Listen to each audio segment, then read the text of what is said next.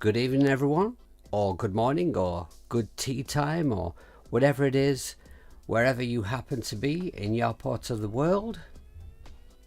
Can you please let me know in the chat? Can you hear my voice okay? Is it loud enough?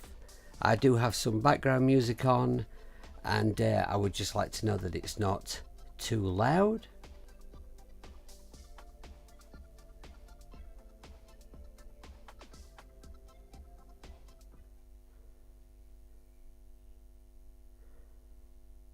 Oh no, wait a minute. The YouTube stream has killed the background music. Let's see if I can just correct that. This is an experiment. I was going to have my computer playing the background music, but the computer was somehow interfering with the with my phone's picture, because the computer is kind of behind the camera, and while it was on, while the monitor was on, it was making the screen flicker on my phone. Maybe because I'm using the front camera this evening, I don't know. Anyway, good evening and welcome to Jamie TV, streaming 100% live on YouTube, powered by the iRig Stream and the iRig Pro Duo via Streamlabs, the knowledge of which was very beautifully and handsomely passed on to me by Mr. Doug Woods of the Sound Test Room. Right, let's have a look at the chat. Loud and clear. We hear you loud and clear. Okay, cool, excellent. Right then. Okay, so this evening, or whatever it is, wherever you are, I keep making that mistake. I forget that this is a global platform, which is very exciting, but I forget that all the time. Okay, so what I'm going to tell you about during this stream is a way in which I was scammed, because I just it's some information that I think would be very useful to pass on to people, but also I'm going to tell you about interfaces that I have had and used and what I think to them. So what I would like you to do is, in the chat, I would like you to type what interface you have, what interfaces you have had, what you think to them, are you happy with them, and what are the pros and cons of the interfaces that you have used. Now, I am interested in interfaces for desktop, laptop, whatever, but more specifically, I'm interested in what you're using for iPhone and iPad music production. This track, by the way, is called Crash Cart Groove, and it's a track that I made in one of my videos. In fact, most of this music that you will hear in the background this evening is music that I've made during the process of making YouTube videos about iOS music production. Now, when I actually got into doing this, my intention was to make music for sync licensing. The idea was to make some instrumental music and to sell it, you know, for use in adverts or TV, film or whatever. But it's an incredibly difficult thing to get into. And whilst I was kind of working on, I made a few tracks, and whilst I was working on that, I was using my iPad to make the music on. Let's turn this track up a bit, and so I was, you know, watching a lot of Sound Test Room and Hack Attack, and I just kind of, it just became more interested in that, really, and I just kind of went off in that direction. So what are we saying in the chat? What are we using? The Fellowship of the iOS. Oh, I like that. That's cool. Okay, line 6 UX1, just guitar, quite happy. Didn't try on iPad though. Okay. The Steinberg UR242. I know that's a popular one. That's one I've looked at and considered myself. Behringer UMC 404 HD. Works great with the 10.5. Alright, okay. Yeah. Actually, Paul, I think I remember you telling me that you had that interface, come to think of it. Samuel, really? No name USB dongles? Yes, Doug, I know you have the audio fuse, and I'm a little jealous of that. That looks, that really, it looks pretty amazing. But that's an interface that's kind of maybe in a slightly higher price bracket. That, oh, and you also have the 212.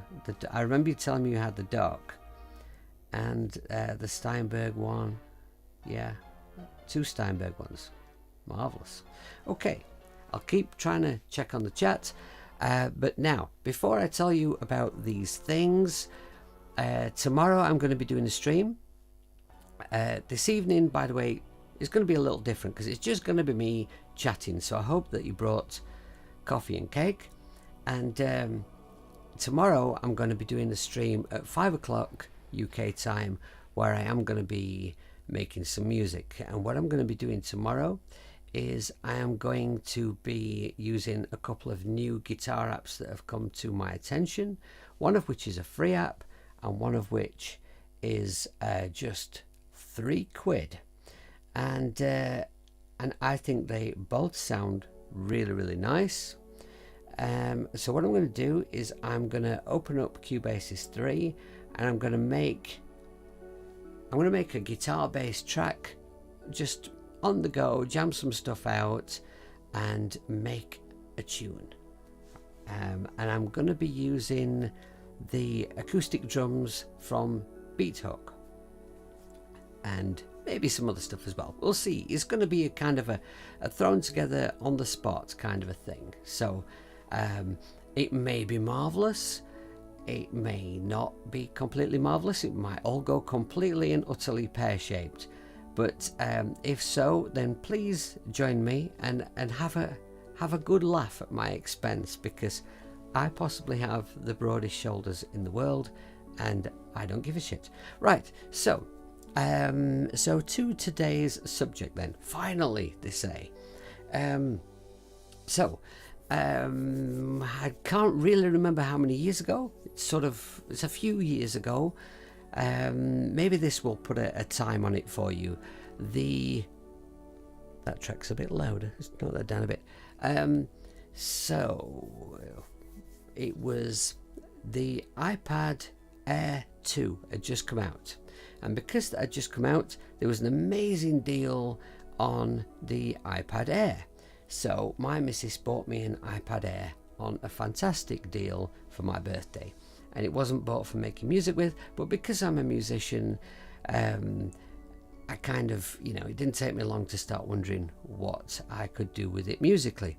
And so I went on YouTube, because that's where we go to find out anything these days.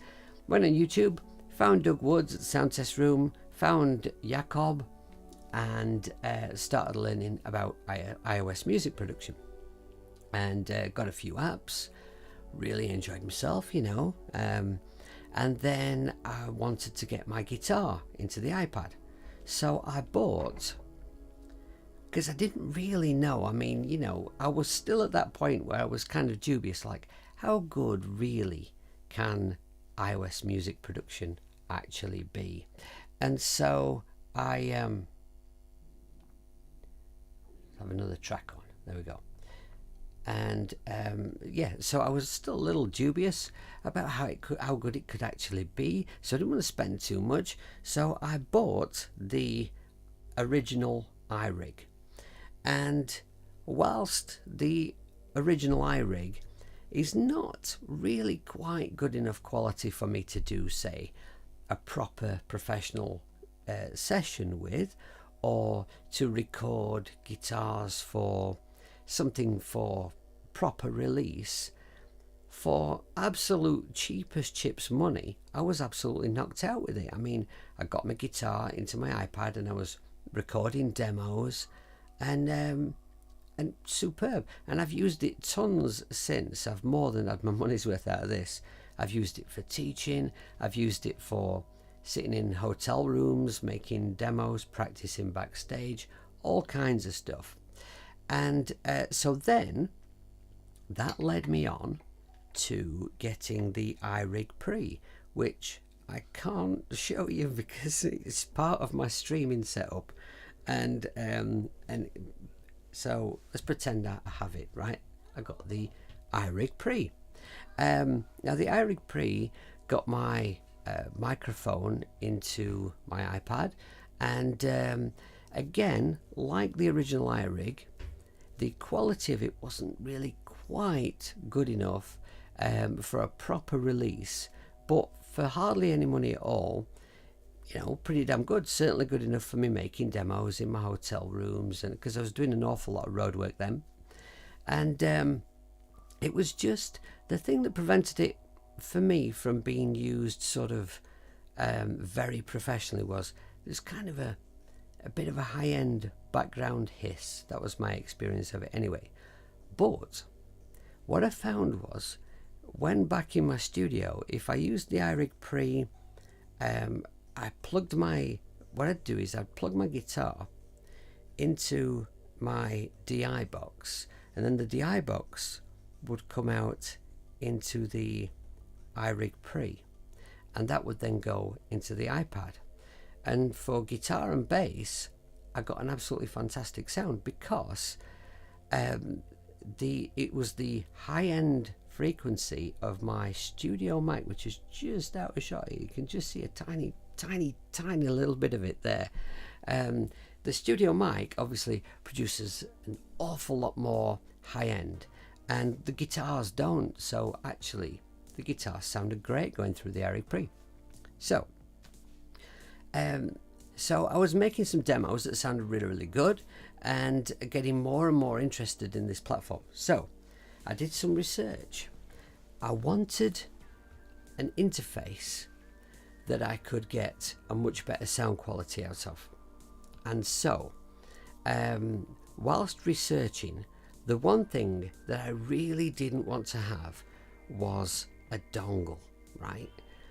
I hate the look of them. I have two now. I mean, I'm using one for this stream plugged into the phone, and I'm using one plugged into the side of my iPad because my microphone is going into the iRig Pro Duo and then into my iPad, which then goes to my desk and then comes back to the iRig Stream.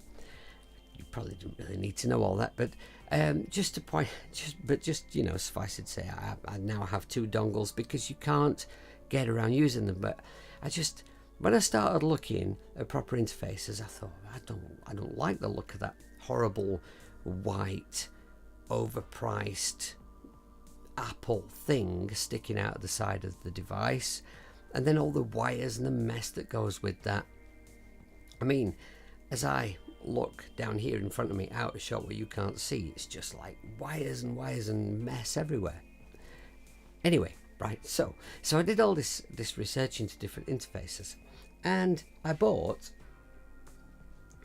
the iTrack dock. Now, the iTrack dock I got for a stunning price of £85, and for that money, really shouldn't complain about it. Now, the dock for me had many positives. The main things I liked about it was this thing plugged into the mains, so it comes with a power adapter. And so the idea was for me was this would stay in my studio. So this was in my studio, sat on my desk, and then while I was out on the road, I would make demos and record stuff with my original iRig and the iRig Pre, and then I would come home, come into my studio, plug my iPad into the iTrack dock, and I would then start replacing vocals and guitars with better quality sounding stuff. So it worked really well for me in that way. What I liked, one of the main things I liked about it was the fact that because you put your iPad in here, right, and the port at the bottom of your iPad fits onto this little lightning noggin here, so it's charging all the time. No mess of wires. Wonderful. And the preamps in the back of here are actually really stunning. you get 2 microphone inputs, or should I say 2 XLRs, and you've got 2 line level jack inputs, phantom power, an input for guitar or bass, 2 jack outs for out to your mixer or your monitors or however it is that you do it, on off switch, plug your mains in there, and here we've got a USB socket which is for, put another track on, which is your MIDI connector. More about that in a moment. So right, now the front of the device, so we've got 2 trims, because it's essentially a 2 input device, right? So we've got 2 trims for that. We've got a button for direct monitoring, headphone volume, master volume. Now, in many ways, I love this device. It served me very, very well, but it kind of has 3 issues. And those 3 issues are, first of all, something Focusrite could not really have done anything about. This noggin for your lightning socket moves up and down so far so that you can put iPads of different sizes in. But then, of course, Apple then started making the Pros, and the largest Pro, there was no way you could fit it in here. And then, of course, they changed the kind of adapter, and so this became obsolete.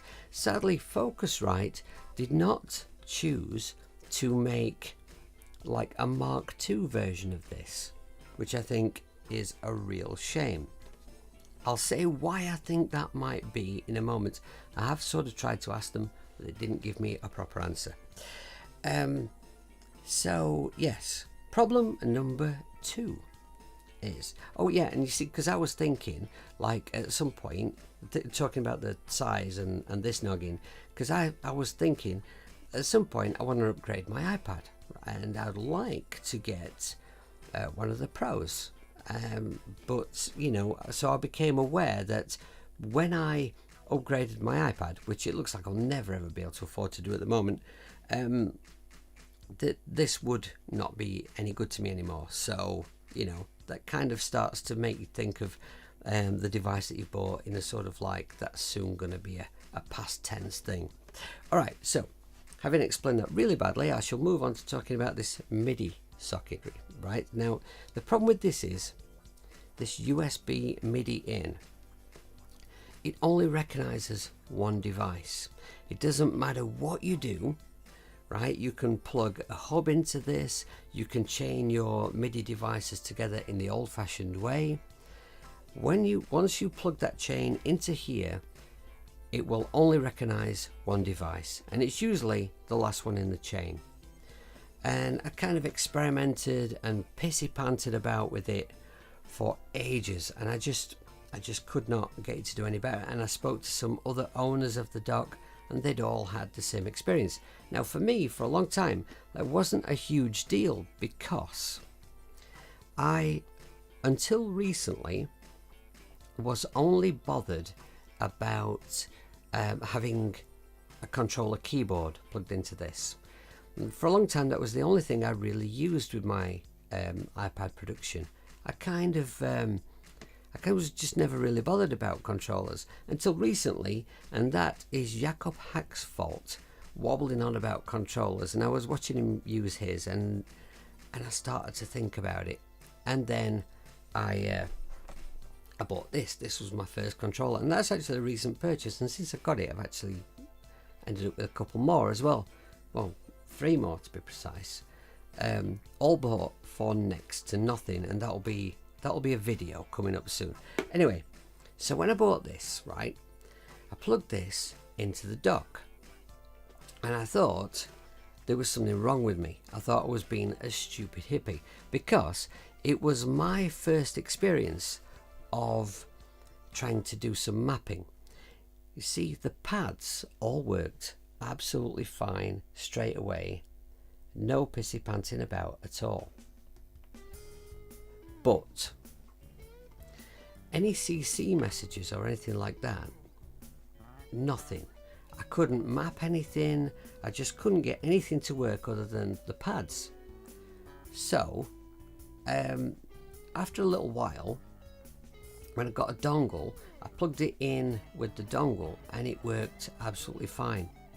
So after much experimenting and speaking to other iTrack dock owners, it seems that the problem is that MIDI information doesn't pass through the dock properly. So another bit of a downside to the dock, but I'm sure if they'd made a second gen version of it, they could have sorted that out. I'm going to put this down. Now, the final problem with this dock is that it makes a background noise. And that background noise is kind of it's got something to do with it charging your iPad. It's kind of, a lot of the time, almost inaudible, a quiet, sort of vague bit crunching type of noise. So it's there in the background, and if you are the kind of musician who's working with synths, doing instrumental stuff, if you don't use guitars, if you don't use microphones, then this is an absolute world beater sound quality wise. It's marvelous because that little background noise would not affect you.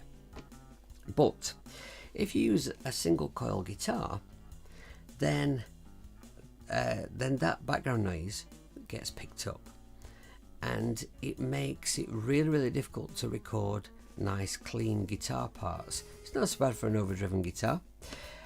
For vocals, the vocals pick it up as well, but also it's not just like the feed that's gone into the dock that's got that sound on it. It's also, if your microphone is in the same room as this, which I mean that's how most of us record these days, it's picking up the noise that it's making through the microphone, so it's picking it up twice, and it becomes really difficult. So yeah, you sort of have to chop out all the breathing spaces in between every line that you sing to eliminate the noise, which is frustrating and irritating.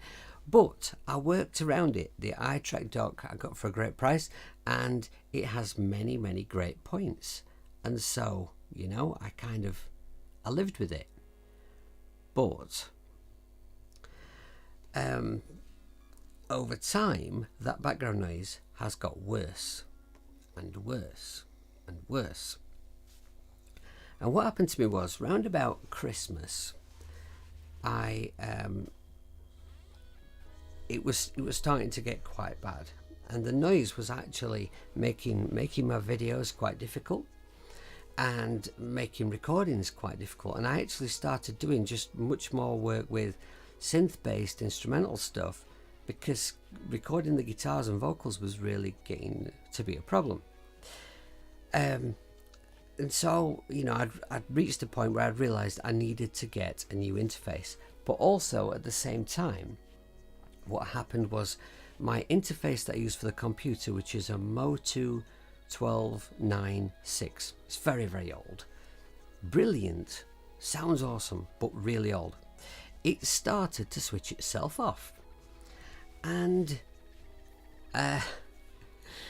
so what I did, right, like a very sensible hippie, is I unscrewed the lid and opened it up.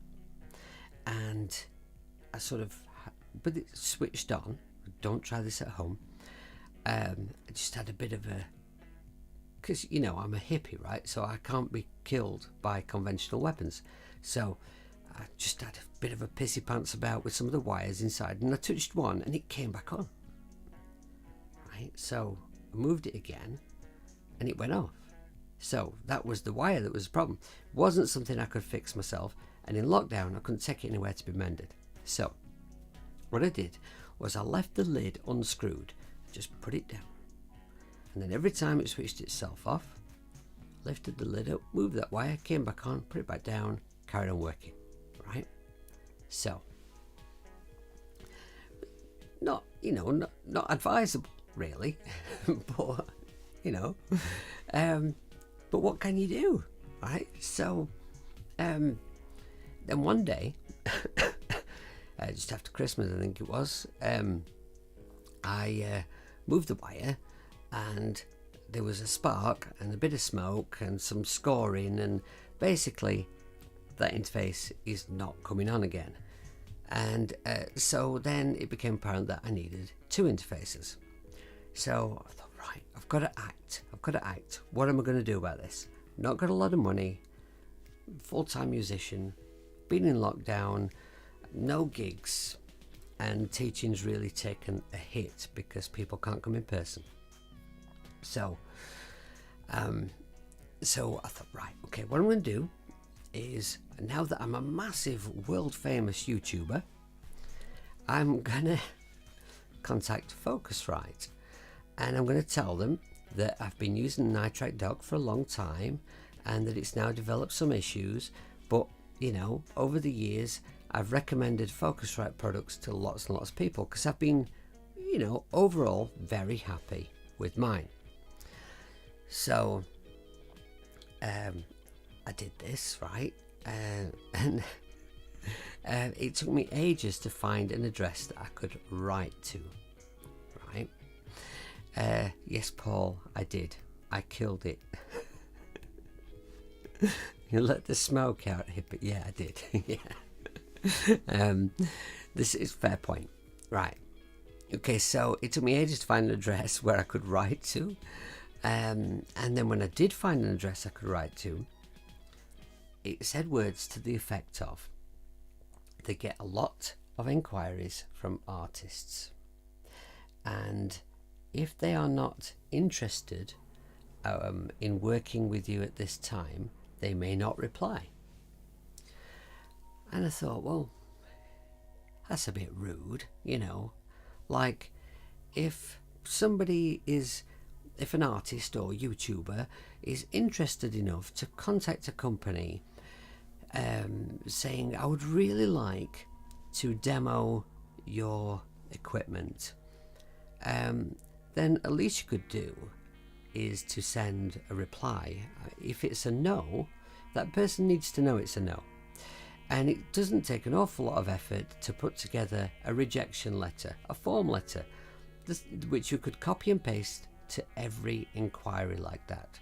You know, there's too much of this kind of thing in the world, and some people might say, oh, I'm being a bit pissy pants, I'm being a bit oversensitive or what. I don't think I am. I think it takes very little effort to be polite, and you know, for us all to, if we all try to be the best people that we can possibly be, that is how we make the world a better place.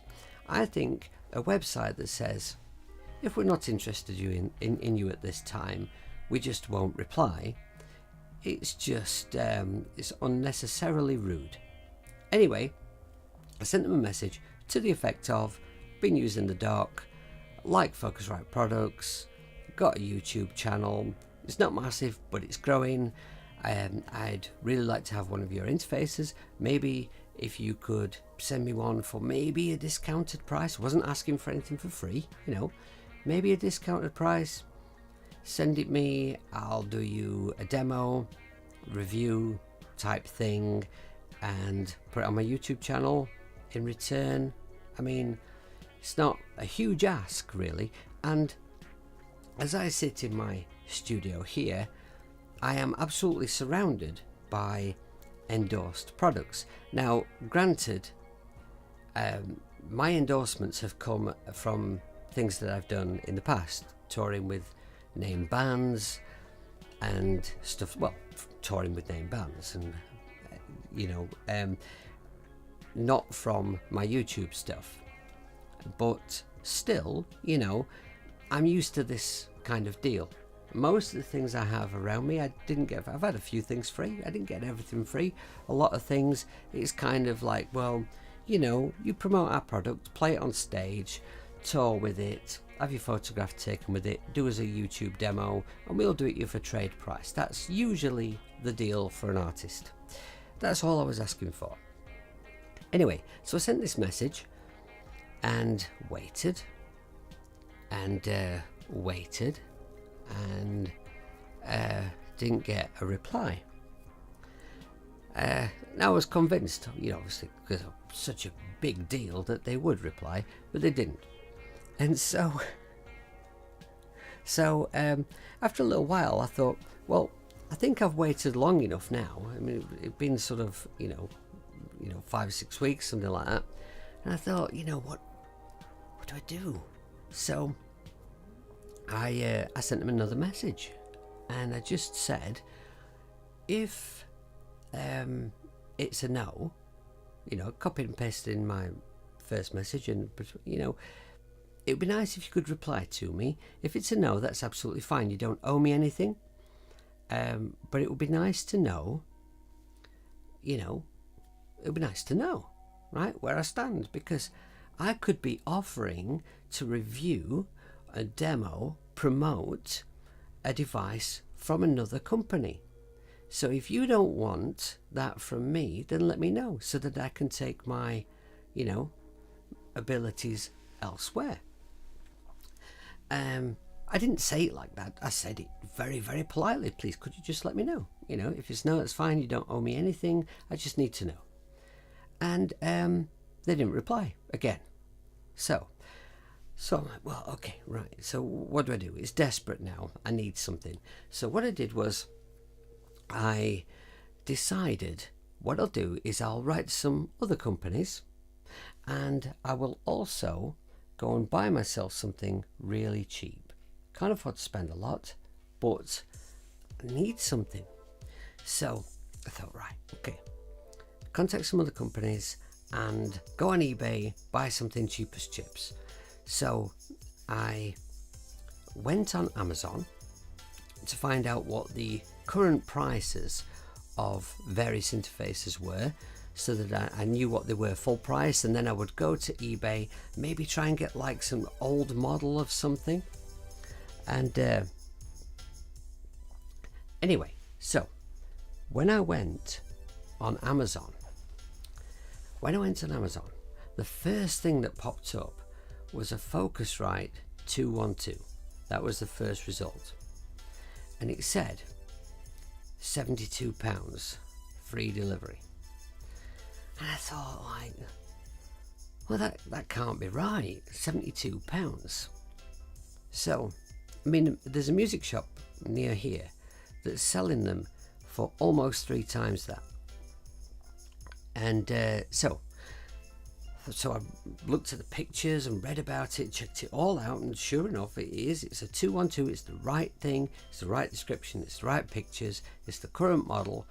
And I thought, well, I can't pissy pants about here, right? £72. I got my credit card out, bought it, and then the 2-week delivery time after I'd purchased it changed to 6 weeks. And I thought, well, that's a bit of a bummer, but for £72, I'll wait, right? I'll wait. And so, I've been waiting, right? During that time, whilst I've been waiting, I was talking to IK Multimedia about something else, about something I'm going to demonstrate for them soon. And I mentioned this problem that I was having with making my videos because I'd not got a decent interface I could use. And they just said, well, okay, we'll send you an iRig Pro Duo. And just like they did with the stream, it's just, with the iRig stream, just we'll send it you. Just do us a video, and that's it. So, like, all right, thank you very much. But I had looked on their website numerous times at what they do, because IK Multimedia have been very good to me. They've been very approachable, very nice. So I had looked at their devices on their website, and I had looked at the iRig Duo, and I'd thought, that looks like the perfect interface for recording while you're on the move. But I'd never looked at it and thought that would be brilliant in my studio. It just, I suppose maybe it's the way it's marketed and partly the way that it looks. But for me, I just thought of it as being probably, that. Right, the best thing you could possibly have if you're out in the middle of a field recording cows or whatever it is that you're doing, right? So that was kind of my impression of it. But got it, checked it out, and it's amazing. It's absolutely fantastic. It works great on the desktop, even though it doesn't really look like it's kind of made for that. It's sat here next to my iPad, and just everything about it is absolutely top notch. The recording quality for my guitars and vocals is excellent. I thought that to make a device that small, there'd be missing features, or sound quality might not be quite as good as a regular type of interface. The recording quality is brilliant, and it's better than most things I've ever used, and it's not missing any features either. It's got features that a lot of much higher priced interfaces are actually missing. So you've got two inputs, which are those combo type inputs. You've got a jack or XLR input on both sides. You've got a master volume and volume for headphones. You've got your phantom power. You've got your two outs to go to your mixing desk or monitors. And I have to say, the output is incredible sounding. It's like almost twice as loud as the dock. Sounds way better. My setup in here now just sounds stunning. What else has it got? It's got MIDI in and out, and it's got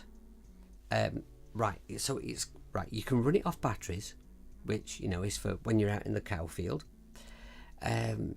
or you can run it off the USB power if you're into a hub or going into your into one of those dreadful overpriced white Apple dongles. If you've got power going into that, it will run off that. Or what I'm doing is, it will run off a 9. It's very important that you get this right, but it will run off a 9-volt, 500 milliamp center pin negative adapter, the kind of adapter that you would buy for a guitar effects pedal. And so I've got it plugged into one of those, and never a glitch. It's absolutely marvelous. So anyway, that's not really the point of this stream, but I'm just trying to kind of share my experience of interfaces, because I'm making a video all about this one at the moment, which has just been held up by some session work that came in that I've been really busy with for the last couple of days, but I should finish that video in the next couple of days, right? So I'll be telling you all about it in great depth. But I really want to get across to people how good I think this is, because I think that most people are probably like me. They've probably looked at the advertising and thought, great, mobile out and about interface, and that's as far as they've thought about it. And probably most people, that's not really what they're looking for. All right, so I have an interface that I can use. Now, obviously, ideally, I need two interfaces. That one, by the way, the Pro Duo does work with the computer as well, flawlessly, brilliantly. So switching it between the two things, I can work, but ideally, I really need two interfaces. I need one for the PC as well. So where are we then with the Amazon purchase? Right, so it didn't come in the 6 weeks, and so I went on my Amazon account, and Amazon had put an apology on my order, and they'd given the company that I bought from a few more days to deliver it. So I sent a message to the company, because you can do that. You can message Amazon, or you can message the company directly. So find the details for the company and I message them, politely saying, could you please let me know what's happening with my interface? When's it coming? Just nicely. And they didn't reply. It's becoming a bit of a theme, not getting replied to. All right, so then the time expired that Amazon had added on. So then I messaged the company again, and they still didn't reply. Now Amazon have now given them one more day to reply, and it says one more day to deliver, rather. Sorry. So if it doesn't come in one more day, then you can wait another day, and then you can ask for a refund. So I messaged the company again, like, slightly less patiently this time, and but not really especially rude or anything. And then it didn't come. I never got a reply from the company. So at this point, I did something I probably should have done a lot sooner. I went on Google and I put the name of the company into Google. The company is called Setmarke, which is Setmarke. Googled their name, and straight away I got a bunch of results. And there is a website called Scam Sellers, and so I went on there to have a look, and it got Setmarke listed as a scam seller. And so they've got over 280 complaints, and it seems, cut a long story short, that Setmarke is kind of a phony company. And what they've done is they've become an Amazon seller, and then they've advertised a load of Scarlett interfaces and similar things that they clearly don't have. And they've taken everybody's money, and what they did was they provided everybody with a fake tracking number that means nothing, put really, really long delivery times, longer than promised, and then disappeared without trace, right? Buggered off with everybody's money. Now, Amazon suspended them as a seller, and of course another day expired, it didn't come, another day expired after that, and then I qualified for a refund. So I went into the process of that with Amazon, and you can message Amazon whilst you're asking for a refund. So I sent them a message, right? But what I said to them, again politely, was I said, Amazon is supposed to be like, you're supposed to check out the seller, right? That's the point of Amazon, isn't it? Trust Amazon, trusted seller. I mean, you're supposed to have vetted the seller so that our purchase is safe. Because we worry about buying things online, but you don't really worry about it if you're buying it through Amazon, do you? So I said, I don't really want my money back. I need the interface, so get me an interface. I just thought that I might perhaps be able to bully them into I don't know, having to get another company to send me an interface for the same price. I don't know. It's probably ridiculous, but I was just trying to open up a dialogue about it because I was cross.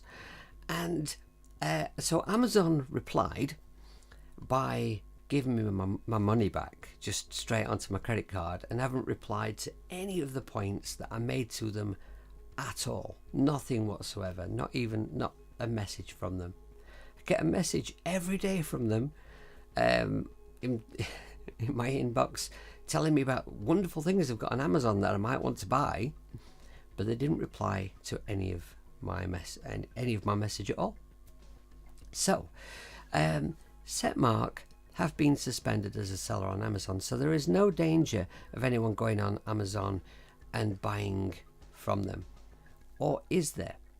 Because companies like this, they don't just disappear without trace, they reappear elsewhere with a new name and try and do it again. So I'm kind of partly telling you all this because I think we need to be very careful, right? And I'm telling you that you can't, just because a company's on Amazon, you can't just trust them. It's not as simple as that, sadly. So we need to be very vigilant. Vigilant? What the bloody hell is that? Vigilant. I don't know what that means. Is it even a word? We need to be much more vigilant when purchasing something online, including through Amazon. If a price looks too good to be true, it probably is. If you have used a seller before and they're selling what you want for a few pounds more than someone else, but they did a good job before and didn't rip you off, didn't run off with your money, and you got the item during in the delivery time that they said, then maybe go with that seller. That would be my advice. So how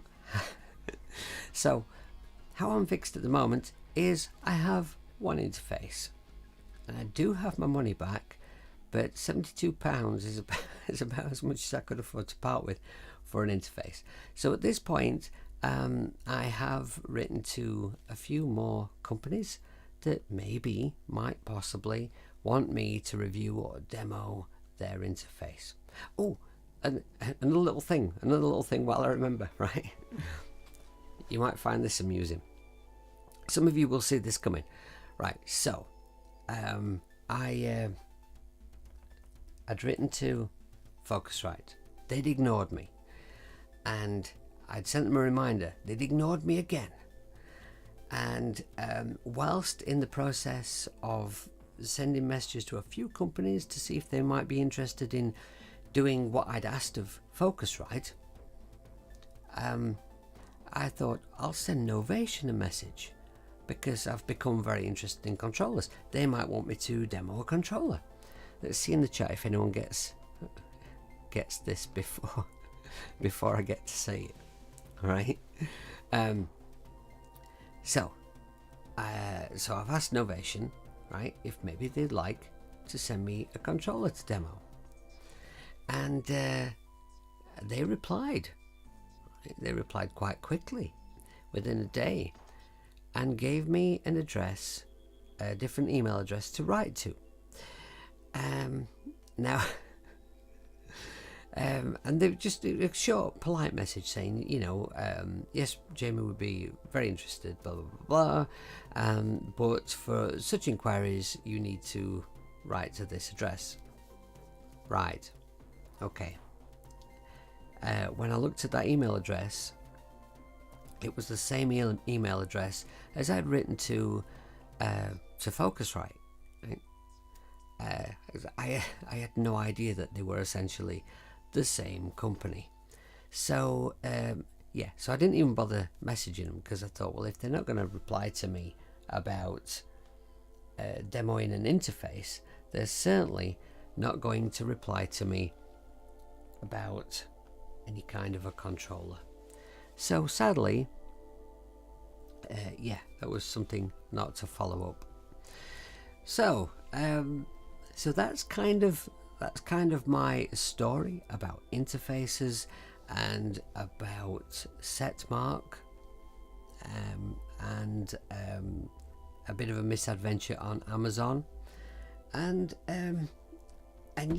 now I've spoken about Focusrite rather a lot. I would like to say that obviously the issue that I had with trying to buy a Focusrite interface,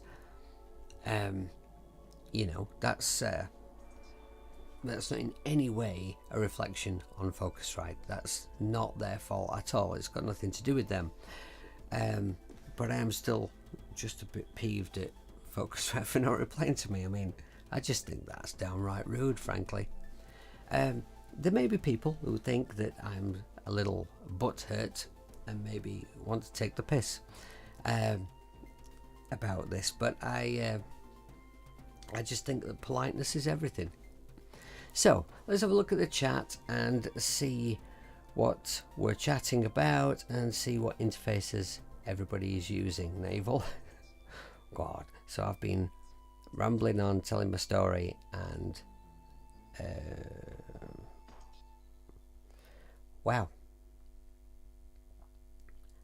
Bear with me. Scrolling back to see when, because God, it's ages ago that I asked people to type what interfaces they were using. Alright, so I've missed an awful lot of chat, and I'm probably going to be asking you to talk about something that you've already been typing about.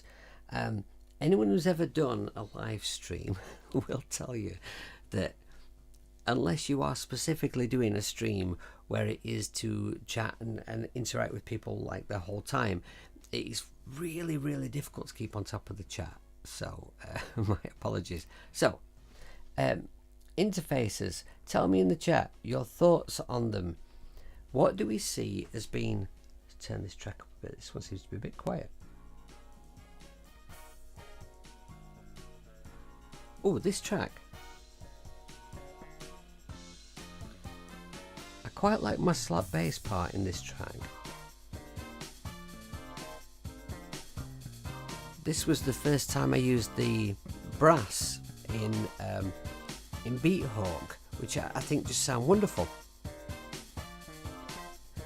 If you need brass for a track and you want some brass that's kind of bold, like for some kind of like funky track or a rock track or something, I'm not saying like a perfect emulation of brass instruments, just a general, quite realistic sounding, full-on brass sound that mixes easily. I found Beat Hawk. It's an in-app purchase, but it's well worth it. Right, yes, so Colin has Euphoria, a UMC 204 HD for the PC, and a PreSonus 24C for the iPad. I've heard good things. I've heard good things about the PreSonus in particular. In fact, it's one that's been recommended to me a couple of times. Oh, and another thing that I'd like to say as well is the reason that I contacted Focusrite about a Scarlett above any other company in the first place was because I'd got the history with the iTrack dock, and also because I have had cause to contact their technical department a couple of times years ago, actually. But those guys in the basically the guys whose job it is to reply to emails from stupid hippies who can't work technology and help them sort it out, right? They were incredibly helpful, polite, wonderful. It's obviously a different mindset in the office from the office that I wrote to, but yeah. So that was kind of my reasoning and my thinking. It's not that I think that the Scarlett or Focusrite in general are better than any other company in particular. And actually, if I compare the iTrack dock to the iRig Pro Duo, it's just not in the same league whatsoever. The Pro Duo kicks its arse, quite frankly. So what else are we using? A rusty what? Hey?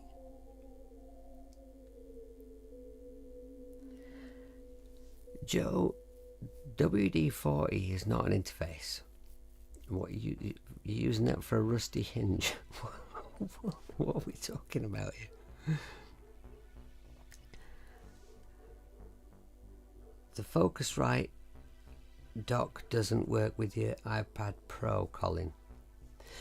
No, I've been told so. Actually, also, the iTrack dock no longer works with my, because I have two iPads in front of me now that you can't see. But because I'm going like that, obviously you know that there are two iPads here. What's this about?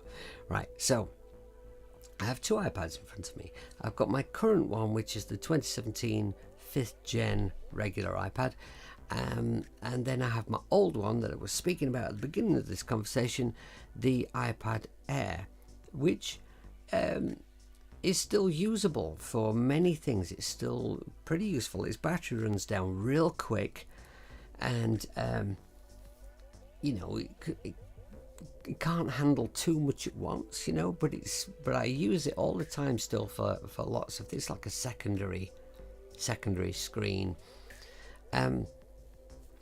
But that no longer works in the dock. I don't know what that's about. I mean, I can only think that maybe that's got something to do with the iOS changing, because there was a point where the iOS updated, and loads of people who got docks said that their docks didn't work anymore. And then I can't remember which iOS number it was, but then there was an update or something shortly after, and they started working again. So I don't know, maybe it's got something to do with that, I don't know. But yeah, you can't use the Pro with it. I know that some people who have changed their iPads and they've gone with something that doesn't fit in the dock anymore, or has the newer kind of connection, have actually bought leads that will enable them to connect the new thing to the dock, so it's not sat in the dock all neat and tidy like it's designed to, but they've still got an interface they can use for recording. I wonder whether that would actually mean that that you wouldn't pick up the background noise as bad. I wonder. That's an interesting thought. Blue tack is the musician's friend. Yes, Doug, it is. In fact, depending what angle you see of my studio here, sometimes if I'm shooting from a different angle, you'll see that I have two iPads here in front of me, right? Sort of reared up, and it looks like they are not held up by anything. They're actually held up with, and it looks really cool actually, because both of them are black, both of them are the same size, and they are side by side, and it looks awesome. But they're actually, both of them are leaning on giant sized rolls of gaffer tape, and to stop them slipping off the shelf this way that they're sat on, they have there are 4 blobs of blue tack, which I have coloured black with a black marker, and that's how it's done, right? The gaffer tape I'm talking about, right? The gaffer tape. Okay, every musician knows all about gaffer tape, or duct tape as it gets called in some places. But this gaffer, normally the gaffer tape's about so high and you get a nice thick roll of it. This one, right, this gaffer tape, I got a whole box of it. It sort of fell off the back of somebody's van. I didn't nick it. Somebody nicked it and gave it to me, didn't tell me it was nicked. And then ages after, I said, by the way, where did you get that? They just gave it me, they didn't sell it me. Where did you get that gaffer tape from? You know, it's amazing, it's brilliant. It's like twice as big, twice as thick as any other gaffer tape I've ever seen. It's like really tall stuff like this. Oh, I nicked it. Oh, right, great. You nicked it and you gave it me and you didn't tell me it was stolen. Brilliant. Okay. So, anyway, I still have a couple of rolls of it left, and it's and I have 2 of them behind my iPads. iPad's reared up on the stolen gaffer tape, blue tack in front to stop the iPads falling off the shelf. Okay, right, so I've wobbled on a bit, but I know that Doug is not streaming this evening, so I'm enabling a crime, Russ. Well, actually, it was many years ago. That gaffer tape's lasted me forever. It was a huge box. But yes, I suppose that's a fair point. None of you work for the police or anything, do you? It's not like we're live on YouTube or anything. I saw that on Police 5. Oh dear us. Right, okay. Oh, something I meant to ask. Has anybody got any experience at all of any of the other docks? Because I have seen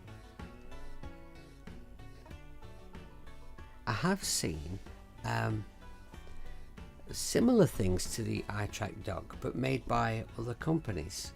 I was always surprised that more things like this didn't get made. Like there weren't more devices that your iPad could sit in, you know, and get rid of all that mess of wires type situation.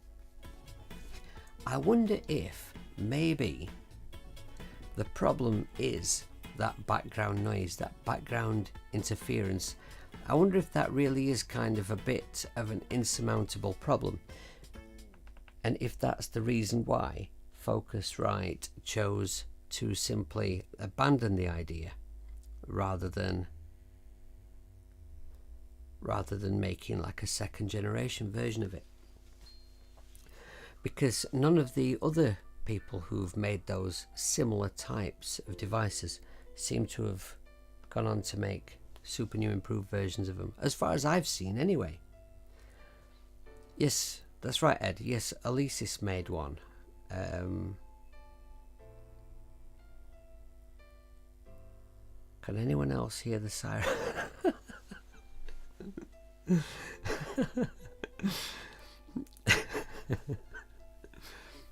What fell out of Sticky Vicky?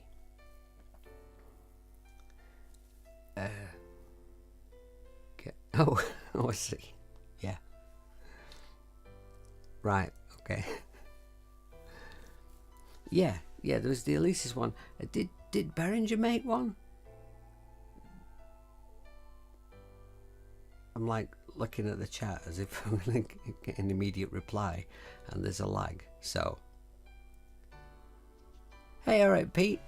Thank you for joining us. I'm just about ready to wind up. I think I've got to that part of the stream where I'm just sort of like just kind of waffling aimlessly now, and I've probably reached that point where I ought to piss off, really. Yes, thank you, Doug. Thank you. Yes, Behringer did make one. Right. I'm not going to go into the whole Behringer thing, right? Because I'll say this about the Behringer thing, right? Okay. I've seen some very, very heated conversations on Facebook, mainly, you know, in the sort of, you know, iOS groups about Behringer, about the naughty things that they do, and whether or not we should continue to support them by buying their products, or whether we should refuse to buy their stuff because of how they've behaved towards certain people. Now, I think that it's a very, very interesting argument, and I think that everyone is entitled to make their own decision about it. And all right, Russ. Okay, I don't know, but you see, now that you say I don't want to know, I do want to know. I want to know more now that you've said that, Russ. I think everyone's entitled to their own opinion about it, right? Okay, so I'll be total open and honest, like I always am. I've read an awful lot about the things that Behringer have done to kind of maybe intimidate or mock people who have crossed them. And there are numerous YouTube videos made about it by people who are far more intelligent, better presenters, and better informed than myself. I'm not going to try and appear to be some kind of voice of authority on it, but everyone is entitled to read up about it and make their own decision on it. Play track. Oh, you have to press play, right? Okay, that was the problem. Press play, stupid hippie. Right, okay. So, I have a couple of things here made by Behringer. Over the years, I've had a few things. Some of them have been great. Some of them have been a bit shit. But for what you pay for them, the things that I have that I'm happy with, I think that they're a good deal, right? But that's not what this is about. It's about whether the way that they've behaved is appropriate. So I've read as much as I can about it, and I've made my decision about it. I don't buy anything by Behringer anymore. I wouldn't use something by Behringer on my YouTube channel. But that's my decision, which I am entitled to make. And if somebody disagrees with me completely, that's absolutely fine. What does that matter? Right? That's what makes the world go around, right? And it really, really annoys me that you see people discussing this issue in Facebook groups and they're at each other's throats, being horrible to each other, really proper, battling it out, getting upset about it. But, like, we're grown-ups, aren't we? Right? There's an issue, we discuss it. We don't have to agree, we can agree to disagree. And just because we disagree with each other doesn't mean that we have to, like, start chucking insults about and get unpleasant about it, right? You know, if you can't discuss something like a grown-up, don't say anything, really. Anyway, that's just my little opinion there. Probably went off on a bit of a slight tangent there. You do you. Yes, Colin. Right, yes. Yes. The old mixers by Behringer were quite wonderful. I had one that I used for a very, very long time, and it was superb. A friend of mine bought one a couple of years ago. He's had nothing but issues with it. You know, it is what it is. Anyway, I've probably rambled on for long enough, and I hope that my little story about the about how I got scammed was at least vaguely interesting, and I hope that you've enjoyed your coffee and cake. Thank you very, very much for joining me for my waffle, and please, if you are free, if you can spare the time, join me tomorrow when I will be making a track, sort of jamming it out on the spot, showing off a couple of new guitar apps. I ought to tell you what I'm showing, didn't I? Yes, hang on a minute. Now, I can never remember anything because I'm extremely old and my brain's gone all fuzzy. So let's have a look what it is that I'm showing off. I'm going to be recording some guitars with the DD21, which is made by, designed by Paul. Is that what the company's called? I think that's right.